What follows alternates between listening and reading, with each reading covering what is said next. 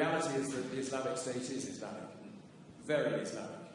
Yes, it has attracted psychopaths and adventure seekers drawn largely from the disaffected populations of the Middle East and Europe, but the religion preached by its most ardent followers derives from coherent and even learned interpretations of Islam. And the article obviously goes on to advise us to base our strategy on countering Daesh with that understanding at its heart, and I invite you to comment on it. Every religion has perverts and psychopaths who try to hijack it. ISIS is as much Islamic as the KKK is Christian. Don't they have a cross? Don't they do everything in the name of religion and Christ? Don't they believe that Christ compels them to lynch and kill people of African descent? Can one really say that the KKK is a Christian organization? There are other groups that one can point to. There are other massacres that were committed in the name of keeping certain countries or regions clear of non-Christians.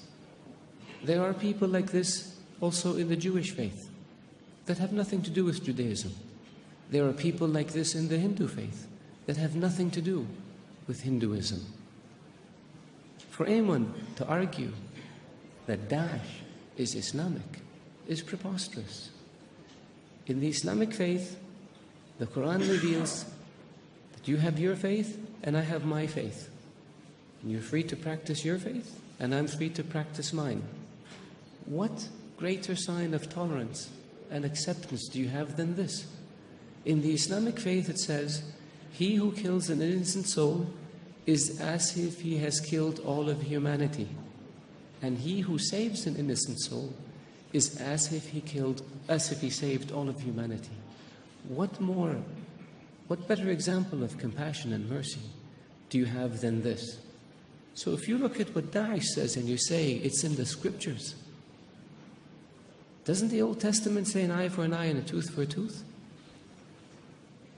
If somebody does it today, would you say they were Christian or they were Jewish? So I caution people, because it seems to have become almost novel. Not novel, it's become the flavor of the day to try to read things into Daesh or into Islam that are not there. The Islamic religion and Islamic civilization was the civilization that preserved the history of Greek and Rome and passed it on to the West. Western civilization would not exist without the Islamic Arab civilization. The Islamic civilization and the Islamic Arab civilization was the civilization that connected China with Europe. So it was global. The point I made early on about being an intermediate civilization, this is what I mean.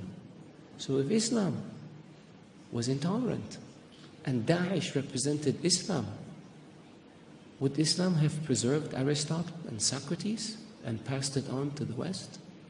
Would Islam have connected Eastern civilization with Western civilization? Of course not. So I urge you, all of you, to be careful when it comes to making generalizations or to accepting generalizations that have no basis in fact. Thank you.